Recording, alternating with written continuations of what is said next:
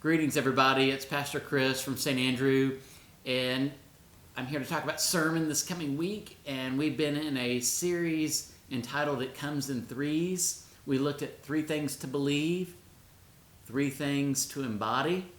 And the title for this week is It Comes in Threes. It really is the third time's a charm. And we've heard that phrase a lot. In Matthew, Mark, and Luke in particular, but 3 times Jesus tries to tell his faithful followers that he must suffer and die, be resurrected. And it seems like every time Jesus says that, that's not going to happen to Jesus. That's not going to happen to him. There's no way that can happen to Jesus. But it's interesting that Jesus has to repeat those same phrases, I must suffer, die, and rise again. And it's not until the 3rd time that Jesus says this that it begins to kind of sink into the psyche of those followers of Jesus. He has said this enough that maybe something is up to what he's saying.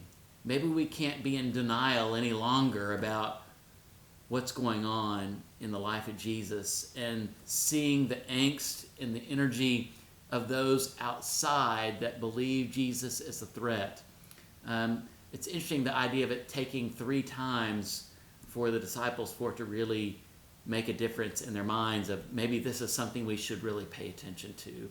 Isn't that the world we live in? We hear something and we let it just kind of slip on by. We hear it again, we kind of dismiss it, and then we begin to hear it a 3rd time and more. Maybe this is something we should pay attention to. This behavior that we find ourselves in oftentimes of dismissing and then finally letting it sink in.